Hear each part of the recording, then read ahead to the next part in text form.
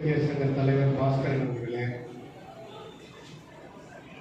அகில இந்திய மருத்துவ மற்றும் குடும்ப நலத்துறையினுடைய மேலாண் சிறப்பு அதிகாரியாக பதவி வகித்த டாக்டர் தமிழரசன் அவர்களே,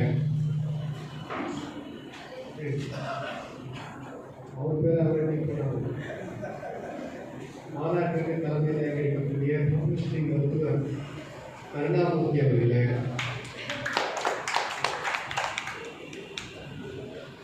ரோகிணி ஒருங்கிணைந்த மருத்துவமனையினுடைய இயக்குனர் தெரியான சம்பந்தம் அவர்களே,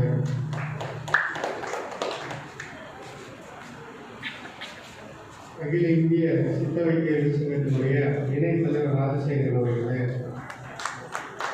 துணைத் தலைவர் எம்எஸ்சி வை கோவன் அவர்களே, ராமர் அவர்களே, ரவி அவர்களே, ரவிச்சந்திரன் அவர்களே, ஜெயபாண்டியன் அவர்களே, அன்பழகன் அவர்களே, முன்பாக நாளை உரையாற்ற சென்றிருக்கக்கூடிய தமிழ் சேவா சங்கத்தினுடைய நிறுவனர் ஞான சரவணவேல் அவர்களே,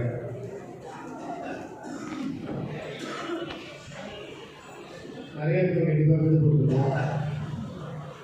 அவருக்கும் சேர்ந்து எத்தனை பேர் ஆகையால இந்த மேடையில் வந்திருக்கிற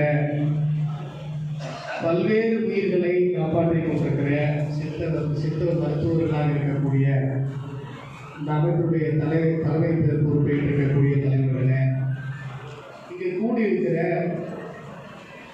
எண்ணற்ற உயிர்களை தமிழகத்தில் காப்பாற்றி வாழ வைத்துக் கொண்டிருக்கிற தெய்வங்களாக இருக்கக்கூடிய சித்த வைத்தியர்கள்,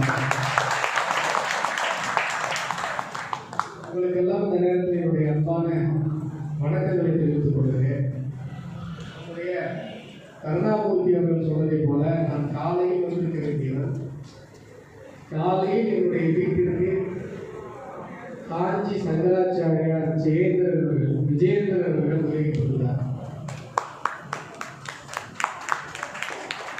உங்களுக்கெல்லாம் தெரிந்திருக்கும், அவர் சாதாரணமாக ஒருவருடைய வீட்டிற்கு வருவது கிடையாது. தெய்வத்தினுடைய அருள் இருப்பதனால், குருவரும் திருவரும் இருக்கிற காரணத்தினால், சித்தர்களுடைய ஆசி இருக்கிற காரணத்தினால் என்னுடைய இல்லத்திற்கு வந்து எங்களை எல்லாம் வாழ்த்துகிற, அவரிடம் வாழ்த்து பெறுகிற ஒரு நல் வாய்ப்பு கிடைக்க நாங்கள் நினைப்போம்.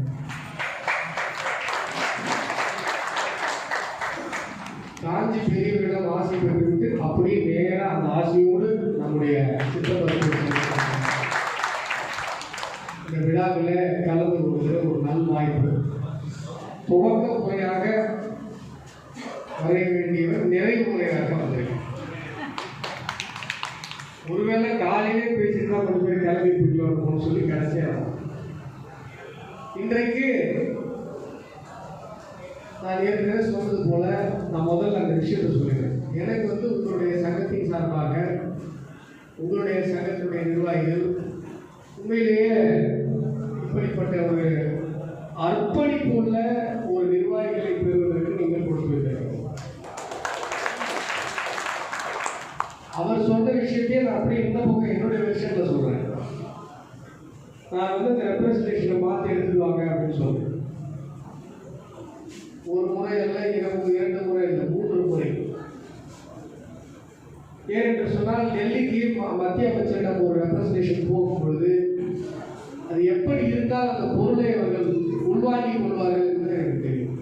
ஆனால் ஒரு சின்ன சலிப்பு கூட இல்லாமல் மீண்டும் மீண்டும் அதை திருப்பி மறுபடியும் எங்களை அப்பாயின்மெண்ட் வாங்கணும், வந்து பார்க்கணும், அவங்க எல்லாம் ஒன்று கூடணும், அந்த புன்னகை பூத்த ஒரு மனத்தோடு முகத்தோடு எங்களுடைய சங்கத்தில் பதிவு பெற்றிருக்கிற சித்த வைத்தியர்களுக்கு நிரந்தர பதிவு கிடைக்க வேண்டும் என்கிற ஒரு ஆவலோடு அவர்கள் தொடர்ந்து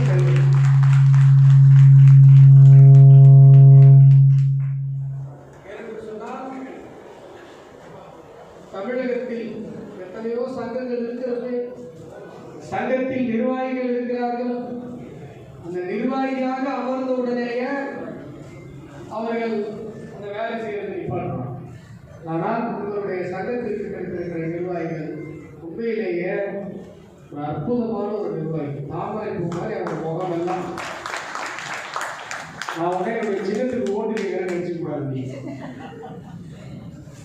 ஏனென்று சொன்னால் தாமரை மலர் என்பது நீங்கள் பயன்படுத்துகிற ஒரு சித்தரித்து பயன்படுத்துகிற ஒரு பொருள் என்பது எனக்கு தெரியும். இதயத்துக்கே அம்மா சொல்றாங்க, இதயத்தை காப்பாற்றுவது ஓரில் இருந்தாமல் இதயத்துக்கு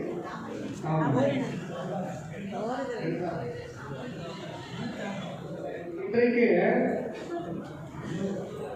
ஒரு நீரிழிவு நோய் இல்லை ஒரு ரத்த அழுத்தம், ரத்தத்தில் கொழுப்பு, இந்த மாதிரியான விஷயங்களுக்கெல்லாம் அலோபதி மருத்துவத்தில் தீர்வே கிடையாது. உதாரணத்துக்கு ஒரு நீரிழிவு அப்படிங்கிற ஒரு வியாதி எடுத்துக்கிட்டீங்க அப்படின்னு சொன்னால் அது பல்லாயிரம் கோடி ரூபாய் உள்ளே விளையாடுகிற ஒரு மாஃபியா. அது ஒரு வியாதி கிடையாது. ஒரு நல்ல சித்த வைத்தியரிடம் நம்பி ஒரு 60 நாள் 90 நாள் நம்ம அவங்க சொல்லுகிற உணவு பழக்க வழக்கத்தையும் உடற்பயிற்சியும் செய்துவிட்டு அவர் சொல்லுகிற அந்த மருந்தை சாப்பிட்டோம் என்று சொன்னால் குணமாகிற ஒரு வியாதி. ஆனால் அலோபதி மருத்துவம் என்ன செய்கிறது? முதல்ல வந்த உடனே ஒருத்தர் நீரிழிவு நோய் என்று அவருக்கு ட்ரீட்மெண்ட் எடுக்கிறாங்க. எந்த அலோபதி டாக்டரும் அவங்களுடைய லைஃப் ஸ்டைல் என்ன, நீங்க என்ன சாப்பிட்றீங்க, உங்களோட லைஃப் ஸ்டைல் என்ன, நீங்க ஒரு நாளைக்கு எவ்வளவு நேரம் நாற்காலியில் அமர்கிறீர்கள், என்ன மாதிரியான உடல் உழைப்புகள் எல்லாம் நீங்கள் செய்கிறீர்கள் என்று எந்த நவீன அலோபதி மருத்துவராக கேட்கிறாங்களோ அந்த டெஸ்ட்டை பார்க்குறாங்க. பார்த்தோடனே ஒரு 4 மாத்திரை எடுத்து கொடுக்கலாம்.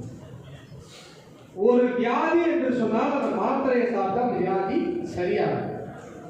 நம்முடைய வள்ளுவர் சொல்கிறார், நோய் நாடி நோய் முதல் நாள், மருந்துக்கு 10 குரல் இருக்கு. ஆனால் அந்த மாத்திரையை அவர்கள் சாப்பிடுகிறார்கள்.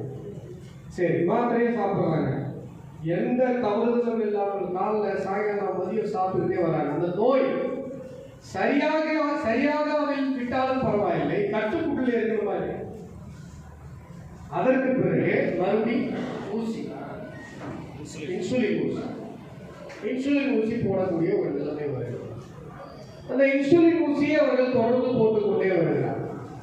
அதற்கு பிறகு ஏதோ ஒரு இடத்துல கல்லில் காலில் இடிச்சு காலில் ஒரு காயம் வருது அப்படின்னு சொன்னால் அந்த கால் விரலை, அந்த காலை வெட்டி விடுகிறது.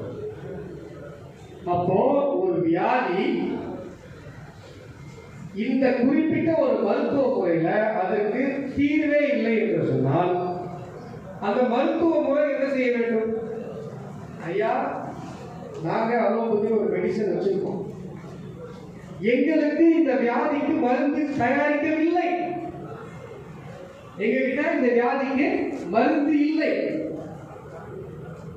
பாரம்பரிய முறையில், சித்த வைத்திய முறையில் மருந்து இருக்கிறது, நீங்கள் அங்கு சென்று அந்த மருந்தை சாப்பிட சொல்ல வேண்டுமா?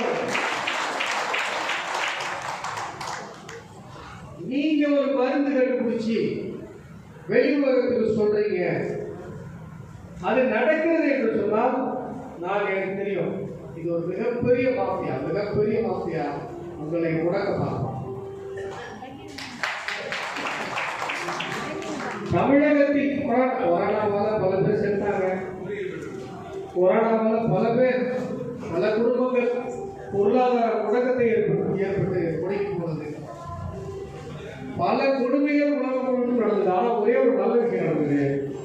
சித்த மருத்துவத்தினுடைய பெருமை இந்த கொரோனாவால நிறைய மருத்துவர்கள் நண்பர்கள் நிறைய எனக்கு நல்லா தெரியும். கொரோனாவுக்கு ட்ரீட்மெண்ட் பார்த்த அலோபதி டாக்டர்ஸ் எல்லாமே வீட்டில் சித்த மருத்துவத்தை தான் எடுத்துக்கொண்டார்கள். எப்படி சார் தைரியமா வந்து இவ்வளவு பேஷண்ட் ஹேண்டில் பண்றீங்க? சார் வீட்டில்